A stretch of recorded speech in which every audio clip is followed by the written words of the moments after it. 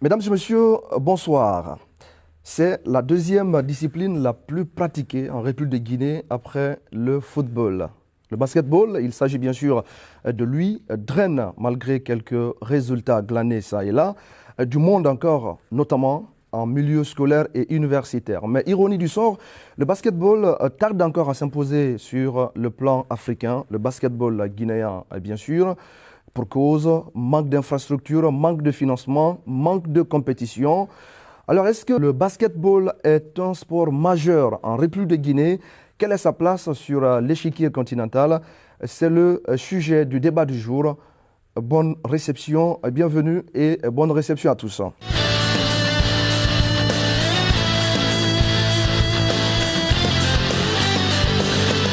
Et pour en parler, nos invités ici sur ce plateau, il s'agit tout d'abord de Sakoba Keita. Bonjour, Monsieur Keita. Bonjour. Vous êtes le président de la Fédération guinéenne de basketball. Merci d'avoir accepté notre invitation. Face à vous, il y a Bakary Doucouré. Bonjour, Monsieur Doucouré. Bonjour. On vous appelle Gouze. Vous êtes ancien basketteur, ancien capitaine de l'équipe nationale de Guinée. Vous avez été également membre de la Fédération guinéenne de basketball. Alors, avec vous deux, nous allons essayer de planter le décor, de faire l'état des lieux de cette discipline en République de Guinée. Mais tout d'abord, Sakoba Keita, comment expliquez-vous cet intérêt pour le basketball en Guinée? Dans d'autres pays, après le football, c'est par exemple le tennis, ou c'est le volley, ou c'est le handball qui arrive. Mais en Guinée, c'est le basketball qui vient juste après le foot. Comment expliquez-vous cet intérêt pour la discipline? Bon, je pense que même sur le plan mondial, c'est-à-dire juste après aujourd'hui le football, le basketball, c'est le deuxième sport, je pense, populaire. Et puis aussi, n'oubliez pas que le basketball est un sport, je dirais, universitaire. C'est un sport qui se pratique beaucoup dans les écoles, dans les universités, et d'où un peu l'engouement au sein de la classe juvénile de ce sport en République de Guinée. Alors, lorsque vous arrivez à la tête de cette fédération, la Fédération guinéenne de basketball, c'était en 2011 pour être précis, vous déclariez que le basketball se porte très mal en République de Guinée. Est-ce que c'est le constat aujourd'hui encore? Bon, très très mal en général. J'aime pas trop accuser forcément nos dévanciers. Très très mal, c'est un peu trop dire. Mais c'est vrai que moi, le combat que je voulais mener, moi je pense qu'en partie je l'ai réussi. L'idée c'était d'augmenter le nombre de compétitions chez les jeunes pour créer plus d'engouement, parce qu'on a toujours constaté que le manque de compétition faisait que les jeunes perdaient un peu les acquis très rapidement et on avait du mal à maintenir le niveau. Malgré ça, c'est très très compliqué. Nous avons multiplié, je pense, le nombre de compétitions aujourd'hui, je dirais par 3. Mais vu, comme vous l'avez dit, l'austérité, le manque de financement, le manque d'accompagnement, et tout ceci fait qu'on est obligé de fois d'aller, comme on le dit ici, en dents de scie, c'est totalement compliqué. Mais moi, pour ma part, aujourd'hui, le niveau du basketball à un niveau, les jeunes n'ont vraiment rien envié aux autres joueurs de la sous-région. En termes de données, la Fédération guinéenne de basketball représente quoi? Bon, donner, je vous le dis encore, c'est compliqué en fait tout ça. Parce qu'aujourd'hui, vous n'êtes pas sans savoir que, et vous l'avez dit tantôt, on a un manque d'accompagnement. Et c'est compliqué. Tout est jusqu'à présent, malheureusement, et c'est vrai que les autorités aujourd'hui sont en train de faire beaucoup d'efforts pour diversifier, mais nous venons de loin. Et tout le monde sait que le programme, c'est toujours la même chose, série nationale, et tous les autres sont à la traîne. Aujourd'hui, moi je le dis, comment on appelle ça? Les volontaires ne sont pas du tout tenus au résultat. Et c'est ce qui nous arrive. Personne ne peut nous interpeller pour nous dire « Président, pourquoi il n'y a pas eu match? Président, pourquoi il n'y a pas eu championnat ?» Parce qu'on ne nous donne rien. Même ton fils à la maison, quand il ne donne rien, quand tu ne l'éduques pas, tu es obligé totalement de le voir évoluer en solo. Bon, nous, on est totalement conscients et on est, je dirais, l'espoir d'une frange de la jeunesse. Donc le combat, il est permanent. On se bat pour trouver des fonds additionnels parce qu'on glane par-ci et par-là. On y met même nos salaires pour organiser des championnats. Et aussi le mérite par à ces présidents de clubs qui se battent au quotidien aussi pour y mettre les moyens propres. Et pour développer un peu des clubs, pour essayer de représenter un peu une frange de la jeunesse, parce que la demande se fait sentir. Déplacez-vous simplement sur le plateau sportif de Sonfonia ce soir à 17h. Vous allez être inondé de basketteurs. Mais c'est totalement désordonné parce que tu n'as pas d'encadreur formé, tu n'as pas de fonds pour entretenir ces entraîneurs, et pour qu'on puisse apprendre des fondamentaux à ces jeunes pour qu'ils soient un jour au service de leur nation. Malheureusement, ils apprennent sur le tas. Après, ça donne ce que vous savez. Amateur de basketball, mais du tout sans la science du basket dans les jambes.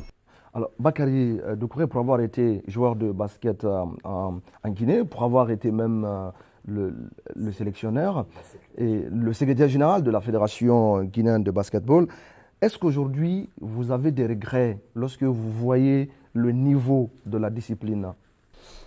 Ben, regret, bon, c'est peut-être trop dire, M. Camara. Mais par rapport à notre temps, par rapport à beaucoup de choses, comme vient de dire M. le Président, au jour d'aujourd'hui, c'est vrai, les jeunes sont là, ils sont aptes.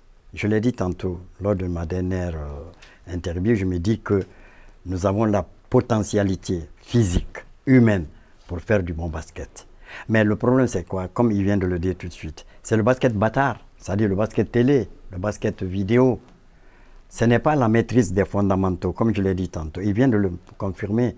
Il fut un basketteur et il sait ce que c'est que le basket. Et par rapport à ça, je pense qu'il ne peut pas avoir assez de difficultés s'il est mis dans les conditions nécessaires pour pouvoir développer le basketball. C'est vrai, il faudrait certains moyens. Vous avez parlé de beaucoup d'aléas, manque de ceci, manque de terrain, manque de structure d'accueil, manque d'assistance et tout ce qui s'ensuit. Il n'y a que le football qu'on est en train de suivre ici, en Guinée, aujourd'hui. Alors que le basketball joue un grand rôle. Il y a eu des moments, le basket était l'une des premières disciplines, l'un des premiers sports en Guinée, avant que le AFIA ne fasse surface. Autant de différences. Ça, c'est même avant nous, quand il y avait les clubs, les SCG, les Mamaya, ainsi de suite, où les grands joueurs qui finalement sont venus dans l'équipe nationale jouaient pour des clubs. Alors, après ça, il y a eu l'équipe nationale. Mais l'équipe nationale était tellement bien gérée. Il y avait des clubs et les compétitions, comme vient de dire M. le Président, les compétitions étaient régulières. Si vous assistiez à l'époque à un match interscolaire, surtout le championnat scolaire universitaire, il était plus intéressant que le championnat national aujourd'hui. Quand vous prenez le lycée technique contre le lycée classique, lycée de jeunes filles contre le lycée, le collège des jeunes filles, ainsi de suite. Ou quand vous preniez AFIA contre ASK, AFIA contre Horea, AFIA contre SB, ainsi de suite. Ça, c'était des matchs qui étaient bien structurés. Il y avait le potentiel humain, mais il y avait surtout la volonté, cette volonté de jouer et de faire plaisir aux joueurs et à la population et même aux adeptes. Oui. Alors, auparavant, ça se passait très bien, comme vous l'expliquez, mais qu'est-ce qui s'est passé entre-temps? Le basket qui évoluait très bien, qui était bien encadré et qui tout d'un coup tombe comme ça, avec manque de compétition, avec les autorités qui ne viennent presque pas au secours de la discipline. Est-ce que c'est parce que le basketball n'est pas un sport majeur en République de Guinée? Il est un sport majeur. Je plains Monsieur le Président. Il est en train de faire bon cœur contre mauvaise fortune. Il se bat pour que ce basket-là sorte de l'ornière. Il se bat pour que ce basket-là revoie le jour qu'il avait hier. Il a eu des périodes. Il n'y avait que 2 équipes africaines qui brillaient, et beaucoup brillaient sur tous les plans. Il y avait le Sénégal et la Guinée. Mais c'est après beaucoup de temps, le laisser aller, laisser tomber, on ne s'occupe pas du basket. C'est l'affaire de ceux-là qui sont là. Mais qu'est-ce qui a provoqué ça? Qu'est-ce qui va provoquer? C'est le manque de volonté politique. Le manque de volonté, disons, même sportive, pour pouvoir développer ce basket. Quand le président seul, il vient de le dire, il dit personne ne lui demande pourquoi il n'y a pas de basket, pourquoi il n'y a pas ceci, pourquoi il n'y a pas cela. Cela est dû à quoi? Parce qu'on ne s'y intéresse pas. Si on s'y intéresse en voyant tout de suite, on dit, ah, monsieur le président, qu'est-ce qui ne va pas? Pourquoi vous n'avez pas assisté à ceci? Pourquoi vous n'avez pas participé à ceci? Mais aujourd'hui, c'est grâce à ce que vous êtes en train de faire que moi, qui suis un ancien, je sais combien de fois il a des difficultés. Mais je dis et je le répète, il est en train de faire bon cœur contre mauvaise fortune. Alors, Sakoba Keita, avant justement de prendre la tête de la Fédération guinéenne de basketball, vous avez un peu joué en Côte d'Ivoire, un peu joué également au Burkina Faso. Qu'est-ce qui fait la différence entre la gestion du basketball dans ces pays et celle aujourd'hui en République de Guinée? Bon, la grande différence, aujourd'hui, c'est vrai que je suis mieux placé pour le dire. J'ai même fait un petit temps aussi du côté du Niger, tout ça. J'ai tourné beaucoup un peu dans la zone. Vous dire que ici, 2 fois, je me pose la question. Je dis, mais attends, t'as pas de passionné au ministère des Finances? T'as pas de passionné au ministère du Budget? T'as pas de passionné même plus haut? Non, dans tous ces pays, ça marche avec des passionnés. C'est-à-dire, tu as soit un ministre à la présidence qui adore le basketball, ou qui a un fils qui joue au basketball, qui veut suivre un match de basketball en direct à 16h, qui appelle le directeur de la télévision, et moi, je veux suivre le match de basket ce soir. Voilà. Ou bien, où sont les dossiers des basketteurs pour que je paye? Mais je te le disais tout à l'heure. C'est-à-dire, quand je te dis, par exemple, même là, tu as des tournois de la zone 3 qui se jouent à Lomé actuellement. Tu as quel club? Tu as le port de Cotonou qui joue. Tu as Nigelec, qui est l'équivalent de EDG ici, qui joue. Tu as les sociétés de télécom qui jouent. Tu as Union Bank du Nigeria qui a fait le déplacement. Tu as la société pétrolière du Nigeria qui a fait le déplacement. Tout ça, ça veut dire quoi? C'est-à-dire, ce n'est pas de la poche des gens, c'est des compagnies qui entretiennent des clubs et qui y mettent de l'argent. Voilà comme ça marche. Mais en Guinée, par exemple, tu as quel club? Tu as cela qui appartient à M. Abbas Izaoui, qui met son argent de sa boutique. Quand il est fatigué, il abandonne. Tu as des clubs comme KBC qui ont disparu. C'est les particuliers qui y mettent de l'argent. Tu as MBC qui est encore M. Amadou Kamara qui met son salaire à la fin du mois. Quand il ne peut plus, il abandonne. Tu as aujourd'hui des clubs qui résistent un peu, c'est Auréa, parce qu'on a la chance d'avoir M. Antonio qui met beaucoup de moyens aujourd'hui pour le développement de la jeunesse et de la culture en Guinée, qui encore tient tête. Mais pour combien de temps? Voilà. Mais il faut forcément qu'il y ait des structures bien implantées qui y mettent de l'argent avec passion et tout en sachant que c'est la Guinée qui aide. Et c'est ça. Et c'est avec ces fonds qu'on pourra aller à la conquête de l'Afrique, qu'on pourra aller décrocher des médailles. L'Angola trône aujourd'hui sur le continent africain ou la Tunisie. Le meilleur club angolais, c'est qui? C'est Petro de Atlético de Angola. C'est le club de la compagnie de pétrole. Voilà, c'est totalement simple. C'est pas du tout... Et qu'est-ce qui se passe? C'est les clubs qu'il faut créer. Et même s'il le faut, aligner le salaire des athlètes sur la grille salariale, niveau des gardiens, hiérarchie, si on veut, C ou D. Simplement des joueurs bien payés, bien entretenus, ça donne rapidement de très grands résultats. C'est sous le contrôle de mon doigt, il en sait très bien quelque chose. Le basket, c'est des cycles de 4 années. Ici, on a la chance d'avoir la même morphologie que les Sénégalais, que les Maliens, que les Mauritaniens. Ils n'ont rien de plus que nous. Même, le Guinéen même est même plus grand que l'Angolais. Voilà. Donc, alors aujourd'hui, par exemple, au regard justement de l'évolution du basketball en République de Guinée, on sait quand même qu'il y a quand même des difficultés, il y a un manque de résultats. Du côté des filles, par exemple, ça évolue parce que la Guinée se classe aujourd'hui 9e sur le plan continental. Mais chez les hommes, chez les garçons, ils ne participent presque pas de compétition.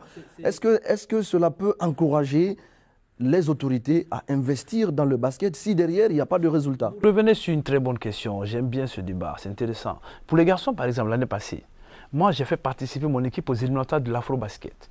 Voilà, ça n'a pas été peut-être médiatisé, mais je vous le dis, c'est même honteux pour nous. Parce que l'équipe est allée à Praia, on a joué au Cap-Vert. Vous n'êtes pas au courant. Si c'est le Sili qui partait à Monastir, tout le monde est en blanc, tout le monde est à la télé partout, parce que là, tu as des gros fonds qui tournent au budget, partout, chacun, il y a DAF, il y a tout ce que vous savez. Nous, il fallait passer par des méthodes dont ça me prend peut-être 2 heures de temps pour vous expliquer comment ils sont partis. C'est-à-dire les jeunes étaient déjà dans le taxi d'ici pour aller à Dakar, essayer de les faire traverser par un avion pour aller sur Praia. Dans des taxis, mais ça faisait... Moi, ce jour-là, j'avais pratiquement les larmes aux yeux de voir une équipe nationale s'embarquer de la sorte.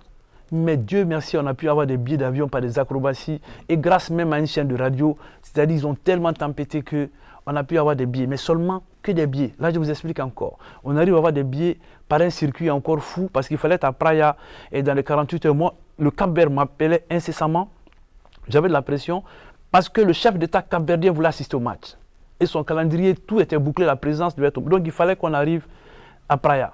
Moi j'arrive à faire atterrir l'équipe à Praia. J'ai des professionnels un peu partout à Paris, de bas niveau, qui sont venus d'eux-mêmes, qui ont acheté même leurs billets, qui sont arrivés pour nous prêter main forte. Je vous l'ai dit, on arrive à Praia, Conakry n'a pas de stade homologué pour recevoir le match retour. Donc il fallait que je négocie qu'on joue le match aller et retour sur Praia. Okay? Donc on joue sur Praia, tu as un détachement à la gare républicaine qui nous attendait. Tu as toute une... C'est-à-dire, la délégation guinéenne n'a jamais été aussi respectée, je pense, dans sa vie. Les joueurs même pensaient qu'ils étaient sur notre planète. Vous dire un peu que la vision n'est pas du tout pareille. Dès l'aéroport, quand moi je suis arrivé, je me suis présenté, il y avait un protocole déjà qui m'attendait, qui m'a récupéré, qui m'a envoyé dans l'un des hôtels les plus luxueux de la ville. On a joué, le Cap-Vert nous a offert nourriture, hébergement et tout ce qui va avec. Et je me souviens, lors de ce même match, à la mi-temps, les jeunes viennent me voir. Président, on va gagner. Je dis, vous ne pouvez pas gagner, vous avez mangé le sacrifice. Ils vous nourrissent, ils vous hébergent gratuitement. Je dis, comment vous allez les battre? Et vous dire qu'on était devant, on menait cette équipe capverdienne jusqu'à la, je pense, 3e minute, 4e quart-temps, la Guinée était devant. Pour te dire qu'on a le niveau. Et l'équipe a craqué vers la fin, comme je l'ai dit. On était tout pris en charge. Et voilà, donc Dieu, il est totalement juste. Ouais. Totalement juste. On ne peut pas te prendre en charge, aller retour, que je ne pas te battre encore ces gens sur les installations. Pour vous dire que le match au stade, il y avait 6 ministres du gouvernement capverdien qui étaient au stade. Donc, ce n'est pas la même vision, ce n'est pas la même chose, ce n'est pas le même accompagnement. Ouais. Alors, Bakary Doucouré, Gouze, en votre temps, les résultats quand même étaient là. Lorsque vous jouez, l'équipe guinéenne était quand même connue sur le plan mondial. Alors, aujourd'hui, il y a des difficultés parce que ces jeunes-là ne parviennent justement pas à faire de résultats concrets. Est-ce que vous ne pensez pas que ça puisse aussi expliquer le fait que les autorités ne tournent pas suffisamment de regard vers cette fédération? Oui, mais ce n'est pas une raison que les autorités tournent le dos au basket. Quand on sait ce qu'était le basket hier et qu'on voudrait qu'il le soit aujourd'hui et qu'il le soit encore demain. Le monde, la vie présente des pierres sur le chemin de quelqu'un. C'est à vous de décider d'en faire ou un mur ou un pont. Alors, quand vous en faites un mur, c'est fini. Mais quand vous en faites un pont, vous pouvez passer. Là, c'est tout à fait juste. Mais moi, je me dis que non, on devait tenir compte de cela. Monsieur le Président vient de le dire, la façon dont ils ont voyagé, comment ils ont voyagé. Je l'ai dit tantôt et je le répète, il est en train de faire bon cœur contre mauvaise fortune. Il se bat parce qu'il aime cette discipline, parce qu'il a pratiqué cette discipline. Mais, comme vous venez de le dire, ce n'est pas parce que les résultats sont médiocres. Mais lorsque votre fils, à l'école, au premier trimestre, vous voyez qu'il fait de bonnes choses. Deuxième trimestre, ça ne va pas. Qu'est-ce que vous devez chercher? C'est de savoir pourquoi au deuxième trimestre, il est tombé par-ci ou par-là. À vous de le reprendre. Si c'est en mathématiques, vous trouvez un répétiteur en mathématiques. Si c'est dans n'importe quelle matière, vous retrouvez un répétiteur dans cette matière. Mais vous me dites, bon, je vais le laisser faire, comme ça vous mettez votre enfant, encore vous le mettez à la dérive, et c'est fini, il perd son examen. Alors, le basket, il a été ce qu'il a été. Il le sait. Pendant que lui, il revenait en Guinée pour reprendre le basket, demandez-le lui. Il sait à quel niveau il a laissé le basket.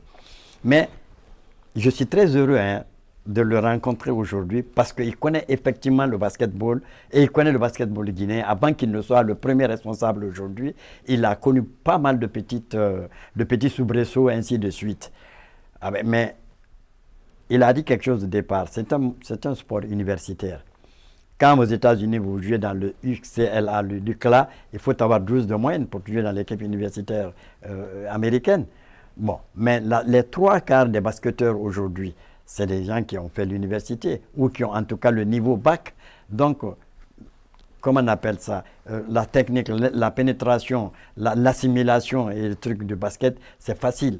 Mais il suffit d'un minimum, de soutien, un minimum d'entretien, un minimum de moyens pour que le basketball... C'est pas comme au football. Quand vous interviewez un footballeur, il dira « Oh, j'ai appris à jouer avec un petit chiffon, un petit ballon dans la rue, ainsi de suite. » N'est-ce pas? Mais au basketball, vous n'entendrez jamais quelqu'un dire qu'il a appris à jouer dans la rue. Il y a d'abord la structure d'accueil, il y a le terrain, il y a les panneaux, il y a ceci, il y a cela, il y a le ballon. Alors tout ça, ça rentre en compte. Donc le basketball, ce n'est pas un sport qu'on fait n'importe comment. C'est un sport, il est le plus difficile après la natation. Ça, c'est reconnu sur le plan mondial. Ouais. Après la natation, le basketball est le sport le plus difficile. Sankouba, alors, aujourd'hui, au niveau donc de la Fédération guinéenne de basketball, des problèmes existent, mais quand même, à un certain moment, il y a la volonté des autorités qui s'étaient manifestées, notamment on se rappelle dans les années 2012, lorsque Sanusi Bantamasso était ministre des Sports à l'époque, il a eu au moins à vous donner, à vous accorder une subvention, on se rappelle, ça faisait environ 100 millions de francs guinéens. La volonté est là. Alors pourquoi vous n'avez pas cherché à intensifier cette volonté, notamment au niveau des autorités, pour qu'elles continuent à vous appuyer, comme l'a fait le ministre de l'époque? Avant de passer de ça, je vais revenir un peu. Je vous dis, quand on était au Cap-Vert, le directeur de la télé capverdienne qui m'interpelle vite, il dit « Monsieur Keita, le match en direct, est-ce que vous pouvez appeler Conakry pour qu'il reprenne le signal ?» Un de mes joueurs qui dit « Mais les gens de Conakry ne savent même pas que nous sommes là. Comment tu veux qu'ils reprennent quel signal ?» Donc, vous faire un peu la parenthèse pour voir un peu ce qu'on vit. Et ensuite, les dames aussi, on était au Cameroun l'année passée à la Coupe d'Afrique des Nations de basketball. Au lieu d'envoyer une équipe de 12 joueurs, on était obligé d'envoyer 9 joueurs. On a cotisé nous-mêmes, payé les billets, faire partie de 9 joueuses. Et ces 9 joueuses ont pu battre 3 équipes, dont l'Algérie, l'Afrique du Sud et l'Ouganda. Voilà pourquoi vous dites que ces filles sont classées. Donc, vous dire encore que c'est comme ça, 9. Les autres avaient 22 personnes dans la délégation. Nous, on avait 9 joueuses sur place à Yaoundé. Et l'équipe arrive à 5 h du matin. Elle a joué son premier match à 9 h. Donc, vous dites un peu, on était là-bas encore, le ministère ne savait pas. On ne savait pas du tout en Guinée qu'il y avait une équipe nationale qui défendait les couleurs de la Guinée. Donc tout ça, c'est un peu, comme il le dit, c'est un excès de passion qui nous anime des fois à réaliser un peu ces folies. Maintenant, revenir Maintenant, il y a ces autorités qui ne vous accompagnent pas, mais par après, il y a d'autres quand même qui vous accompagnent. Au don de monsieur, j'appelle même ça un don. C'était même du pain béni et je remercie un peu le ministre parce qu'à l'époque, en 2012, comme vous l'avez si bien dit, quand ces 100 millions sont arrivés, on avait nos 2 panneaux du Palais des Sports qui venaient de s'affaisser, les vitres, les glaces, tout était cassé. Le championnat est arrêté. Voilà, donc ça nous a servi immédiatement de passer une commande en Chine pour avoir des paniers de seconde main qui sont venus en catastrophe et après 6 semaines de mer. Donc il y a eu une interruption encore de 2 mois. Donc ces 100 millions nous ont servi à remplacer et à remettre encore ces paniers debout pour qu'on puisse jouer encore au basket. Parce que vous savez mieux que moi que le basket est un sport totalement compliqué. Le doyen l'a dit, il te faut aujourd'hui des appareils électroniques, il te faut un revêtement synthétique, il te faut des appareils de 24 secondes. Aujourd'hui, on est en train d'avancer, on est en train de réparer nos infrastructures pour être un peu à jour. Donc vous dire que après ça, 100 millions en 92 et en 2017, vous voyez vous-même, je profite aussi pour saluer M. Bouba Sampil, qui nous a fait don de plus de 300 millions aussi, qui nous a permis en temps d'organiser encore en 2 années un championnat de qualité avec des maillots qu'on a distribués à toutes les équipes, même de l'intérieur. Vous dire que, et je l'ai toujours dit, nous aussi on a un peu de moyens, et on va aller à la recherche de la Lune. Mais pourquoi ça n'a pas continué? Un ministre qui vient, qui vous octroie une subvention de 100 millions, et puis après lui, il y a 2 autres ministres qui sont arrivés à la tête de ce département, et ça ne suit pas. Est-ce que vous estimez que selon les ministres qui sont venus après Bantamasso, ce sont des ministres pour lesquels le basket n'est pas un sport majeur? Je ne sais pas. En fait, j'évite toujours de rentrer dans ce débat. Aujourd'hui, c'est un combat continu. On a aujourd'hui M. Siak Abari, qui est ministre des Sports, qui nous a fait beaucoup de promesses et qui promet de nous aider. On est obligé de croire, on n'a pas le choix.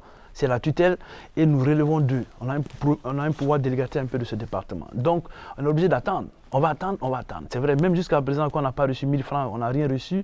Mais la bonne volonté, hier, ils disent tout le temps, on va vous aider, on va vous aider, on va vous aider. On est obligé de vivre du rêve.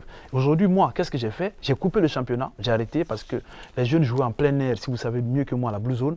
Il fallait couper court et essayer d'avoir des équipements et des infrastructures totalement correctes et aux normes pour nous permettre de recevoir à court terme nos matchs à domicile. Parce qu'aller jouer le match aller-retour, tu n'as aucune chance de gagner, de te qualifier. Voilà. Donc aujourd'hui, si vous faites un tour du côté du Palais des Sports, vous allez voir des infrastructures grâce à plusieurs sponsors, à plusieurs partenaires guinéens qui nous ont des grands patriotes, et je l'ai dit, qui nous aident à terminer ce stade. Là, c'est un peu compliqué, c'est un peu difficile, on pousse, mais je pense qu'il y a beaucoup de chances d'ici 3 à 4 semaines, nous allons avoir un palais de sport totalement rénové et des stades annexes qui vont nous permettre une pratique de basketball un peu plus améliorée. Oui, l'État quand même, progressivement, l'État semble jouer sa partition. On a un palais des sports, même si le palais des sports n'est pas encore totalement opérationnel ou pas du tout opérationnel. Et grâce au partenariat État et privé, on a des blue zones qui sont un peu partout quand même dans la capitale guinéenne. Au niveau notamment de la Fédération guinéenne de basketball, quels sont les efforts que vous êtes en train de fournir pour faire intéresser au moins les sponsors, pour faire intéresser les annonceurs aux différents événements que vous organisez? Il y a par exemple le championnat qui était en cours, mais le championnat qui n'emballe pas trop dans la mesure où les annonceurs, ces sponsors-là ne se sont pas suffisamment intéressés à ce que vous faites.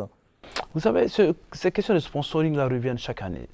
Je vous le dis, aujourd'hui, si on veut des sponsors, et c'est de ça que je parlais tout à l'heure, il faut au-delà de la recherche, aujourd'hui on n'a pas d'infrastructure en Guinée qui permet d'attirer un sponsor. Ce n'est pas possible. Nos palais de sport de 700 places ou de 800 places, ce n'est même pas des palais de sport. C'est un gymnasium qui est transformé pour la cause en palais de sport.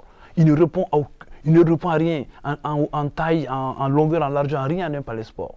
il n'est même pas à mesure aujourd'hui d'accueillir un match international, j'allais le dire. Mais par défaut et à cause de l'histoire de ce que nos aînés ont fait, aujourd'hui, la Guinée est privilégiée un peu, on nous accorde beaucoup de facilité en fait. Donc on l'améliore pour tenir. Aujourd'hui, on a besoin d'une salle minimum de 3000 places pour jouer un match de niveau afro-basket, par exemple, ici. Parce que le pays qui vient a le droit de dire qu'ils ne viennent pas jouer. Pas du tout. Et ils ne peuvent pas vous recevoir dans une salle totalement moderne où toutes les commodités y sont et vous allez les amener dans un hangar qui ne répond à rien. Pas de sécurité, pas de lumière. Tu as beaucoup de critères aujourd'hui.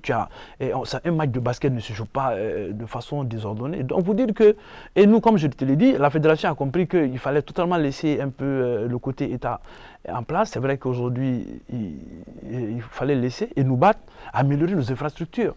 Et c'est ça qu'on a fait. On a pu aujourd'hui couvrir de nous-mêmes la toiture du Palais des Sports. On a pu, on a pu trouver encore des sponsors qui ont mis de l'argent pour nous trouver ces équipements. Des nouveaux panneaux sont dans le bateau aujourd'hui, viennent sur Conakry. On a un revêtement synthétique qu'on a commandé nous-mêmes qui rentre au port, je pense, dans 2 ou 3 semaines. On a le tableau d'affichage qui est déjà au port de Conakry qui sera, je pense, nous sommes en train de faire les formalités douanières qui sera disponible dans moins de 5 à 6 jours.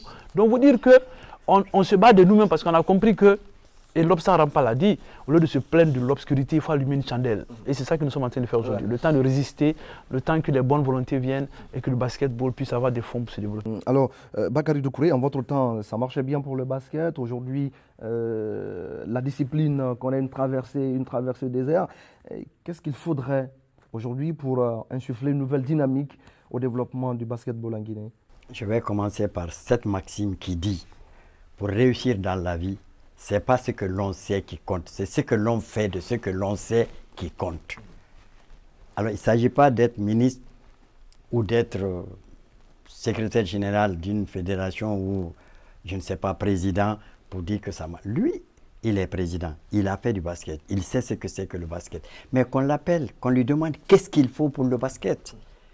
Le département peut l'appeler. Le département peut prendre, lui il sait, il connaît, il sait quelles sont les personnes ressources. Mais sauf que là, il fait des propositions au département et on lui demande de patienter. Il patiente encore. Oui, il patiente encore. Bon, c'est vrai que la patience, qu'est-ce que c'est? Bon, disons, je vais le dire, hein, il a une ambition. Et l'ambition, comme on le dit, c'est le véhicule du succès. Mais la persévérance, il faut qu'il le fasse. La persévérance, je veux dire, l'ambition est l'esprit. La persévérance est le véhicule dans lequel il doit arriver. Il faut qu'il persévère. Il a l'ambition de réussir. Ça, c'est le truc du succès. Mais pour qu'il réussisse, il faut qu'il persévère. Et cette persévérance est le véhicule dans lequel, lui, il peut arriver. Je l'ai dit tantôt, pour qu'on réussisse, mais il n'y a rien de compliqué. Il suffit 2 choses. D'abord qu'on mette le basketball dans les conditions qu'il faut et qu'on fasse appel à ceux-là. Hier, on fait la gloire du basket pour leur apport. Comment arriver aujourd'hui à ces conditions qu'il faut? En votre temps, comment ça se faisait concrètement? Vous étiez à la fédération, comment la fédération s'organisait pour mettre le basket dans toutes les conditions nécessaires à son épanouissement? Très bien. On était de la fédération, il y avait un département ministériel et le département ministériel traitait à pied égal toutes les disciplines, à savoir quand il y a une rencontre, on prépare. Et souvent, c'est une programmation. La FABA envoie les documents 1 mois, 2 mois, il y a même pour l'année. On vous envoie le programme pour l'année, à savoir de telle date à telle date, il y a telle et telle compétition à tel lieu, ainsi de suite. Donc les dispositions sont prises par le département. Il y avait à l'époque une subvention régulière qui était accordée à la fédération? Bon, subvention, à l'époque, je ne te dirais pas, il y avait des assistances. Mais ce qui était sûr, c'est que les billets étaient pris en charge par le département. Les frais, à savoir la prime de match, les frais de poche, l'argent de poche, étaient pris également en charge par le département. Ça, la subvention, bon, il semblerait qu'il y avait un budget voté pour le ministère de la Jeunesse. Et au niveau du football, au niveau du basket, au niveau du tennis, ainsi de suite. Dès que vous avez des compétitions internationales, vous vous référez au département de la jeunesse. Le département de la jeunesse te dit, parce que de toute façon, il y avait une programmation. 1 mois avant, on vous dit, vous pouvez aller ou vous ne pouvez pas aller. Si vous ne pouvez pas aller, il y a d'autres décisions qu'on doit faire, ainsi de suite. Mais il n'est jamais arrivé que nous nous présentions pour une compétition et que nous n'y participions pas. Ce n'est pas possible. Oui, c'est arrivé quand même en Guinée. Il y a parfois des compétitions auxquelles l'équipe guinéenne de basketball ne participe pas. Mais aujourd'hui, on connaît maintenant les maux dont souffre le basketball guinéen. Au niveau de la fédération, comment vous êtes en train de vous organiser en attendant que la promesse du ministre des sports ne se concrétise? Comment vous vous organisez? Qu'est-ce qui est prioritaire aujourd'hui chez vous? Non, mais vous le voyez avec le Syrie Football, même si c'est des cadets qui vont jouer en Chine, tu vois une délégation guinéenne, tu vas voir des footballeurs y participer. Et je ne suis pas contre tout ça. Tout ça, c'est bon pour la promotion du sport. Parce que mon combat, il est entier. Chez moi, je veux que les judo, karaté, que tout le monde puisse s'épanouir. Et le doyen l'a dit, c'est cette justice qui fait avancer le sport en entier. Le sport, il avance en entier, il n'avance pas de façon individuelle. Donc, l'histoire là-dessus de Monterrey, c'est celui qui part chaque fois, il est obligé de se casser la gueule, un peu partout. C'est dû à cela. Tu as besoin de développer le basket, le handball, l'athlétisme, un peu de façon, c'est vrai, ce n'est pas le même poids, ce n'est pas la même taille, tout le monde est d'accord. Mais il faut un petit accompagnement pour toutes ces disciplines, pour que le sport en entier et la Guinée, c'est un pays de sport et de culture, c'est visible à l'œil nu, c'est ça que les jeunes aiment. Donc il faut investir beaucoup d'argent et surtout imposer à ces grandes entreprises comme la CBG, comme GAG aujourd'hui qui s'installe, comme le SMD, comme UMS, à toutes ces grandes compagnies de sponsoriser ou de subventionner une activité sportive ou des équipes ou des clubs, éviter que la jeunesse reste un peu dans l'oubliette. Après vous allez me parler de sponsoring. Non, aujourd'hui c'est scandaleux d'aller dans des villes comme Kamsar où tu n'as pas de revêtement, ne serait-ce que synthétique, où tu as de grosses compagnies comme tu as la CBG, tu as de très grosses compagnies, c'est scandaleux. Et quand tu vas du côté de Zérekoré, où tu as toutes ces grosses entreprises, mais tu n'as pas de terrain correct, tu n'as pas de stade pour la jeunesse de façon correcte, c'est scandaleux. Et tout ça, ce n'est pas le chef de l'État, ce n'est même pas le gouvernement. Il faut forcément que les gens soient animés de bon sens et aussi faire la promotion des gens animés de bon sens pour que toute la Guinée puisse profiter un peu de leur largesse et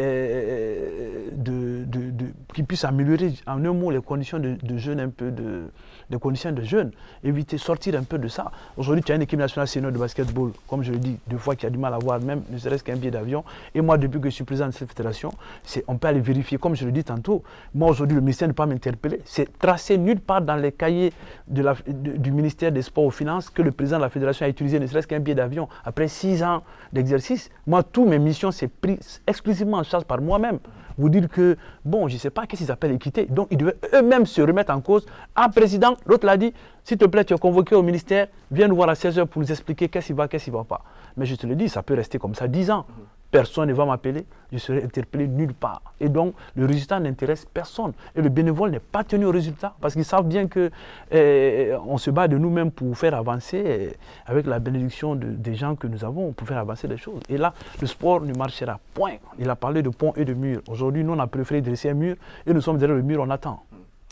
Voilà, mesdames et messieurs, le problème de développement du basketball en République de Guinée reste donc posé dans toute son acuité. Sur 6 TV, le débat était donc engagé entre le président de la Fédération guinéenne de basketball, Sakoba Keita, et bien sûr Bakary Doucouré Gouze, c'est un ancien basketteur, il a été capitaine de l'équipe nationale de Guinée, membre de la Fédération guinéenne de basketball. Pour aujourd'hui donc c'est terminé pour votre émission débat sur 6 TV. Merci de l'avoir suivi, merci à toute l'équipe qui m'a aidé à préparer et à présenter cette émission que vous retrouverez la semaine prochaine sur nos antennes. Merci, excellente soirée à tous.